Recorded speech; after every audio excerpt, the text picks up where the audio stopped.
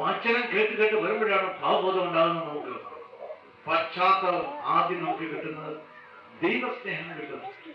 പ്രയാസങ്ങളെല്ലാം പോകും വചനം കേട്ട് കേട്ട്. ഭയമുള്ളവര് ഈശ്വരക്ക് വന്നിട്ടില്ല, ഭയപ്പെട്ടിരിക്കുന്നത്. ഭയമുള്ളവർ പലരുണ്ടല്ലോ. ഭയം എന്താണ്? പാവമുള്ളതെന്നാണ്. പാവം വിട്ടുപോയാൽ ഭയം ഉണ്ടാവുക കണ്ടോ? ഭയം വിട്ടുപോകും. 1 യോഹന്നാൻ 4:18 ഭയം വിട്ടുപോകും ആ സ്നേഹം വരുമ്പോൾ. അതുകൊണ്ടാണ് പത്രോസ് പറയുന്നത് 1 പത്രോസ് 4:8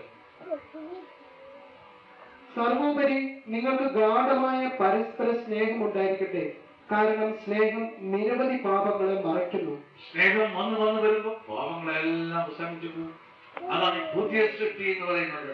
2 Corinthians 5:17 പുതിയ സൃഷ്ടി. യെശയ്യാ പ്രവാചകൻ 65 17 25 വാക്യത്തില് പുതിയ സൃഷ്ടികളായി വരുന്ന യെശയ്യാ 11 1 തൊട്ട് 9 വരെയുള്ള വാക്യത്തില് പുതിയ സൃഷ്ടി. അവിടെയാണ് നമ്മൾ പറയുന്ന അമ്മായിമ്മ മരുമകളും കൂടി ഒരു കട്ടിലേക്ക് പോകുന്നത്.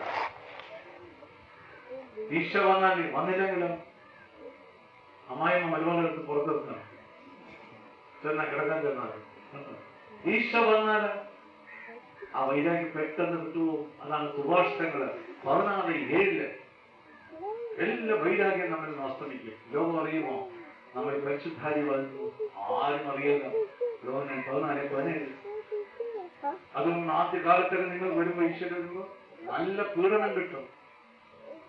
1 പത്രോസ് 4 1 തൊട്ട് 5 കാലത്തിൽ ആദ്യം നിങ്ങൾ 6 മാസം നിങ്ങൾ ഈശ്വരി വന്നു നോക്കുന്നു. പ്രാർത്ഥന എല്ലാ ഞായറാഴ്ച കൂടെ നോക്കും.